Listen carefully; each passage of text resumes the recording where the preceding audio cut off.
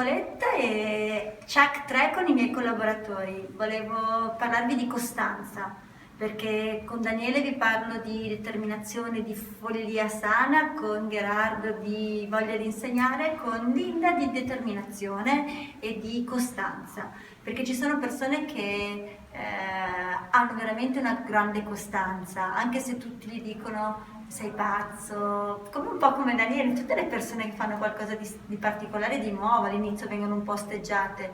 Linda è partita da un livello di timidezza pazzesco e anche adesso ha detto no, io non voglio fare la pillolina, però è qui. E volevo ringraziarla perché ieri in Swatch abbiamo fatto un corso ed è stata la prima volta che lei è riuscita ad essere autonoma, si è presa anche complimenti di tutti nel seguirmi, e seguire me vi assicuro non sempre semplice perché sono abbastanza un fiume in piena, nel seguirmi a fare le mappe mentali mentre io parlavo, sono state di utilissimo aiuto alle persone, perché a fine corso avere il quadro di tutto ciò che io ho detto, di come questo fiume in piena ha condotto la giornata è sempre utile. Cosa ti ha dato Linda? Poi la sera avevamo un'altra cosa con un'associazione ticinese e per la prima volta ho visto Linda che non era nascosta in un angolino ma stava interagendo con le persone, forse perché era sola, non c'erano gli altri collaboratori. Vai, che messaggio vuoi dare? Cos'è che ti ha portato ad essere qua?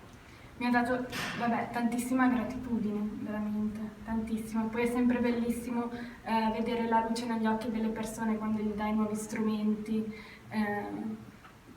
perché a volte con la vita di tutti i giorni ci perdiamo e magari una parola, che ne so, di sostegno, oppure quando insegniamo nuove tecniche, nuovi metodi alle persone, possiamo cambiargli la vita.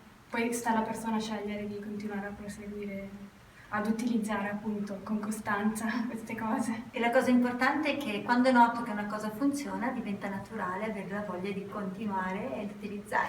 Sì. Ciao, buona Ciao. costanza, ciao ciao, ciao!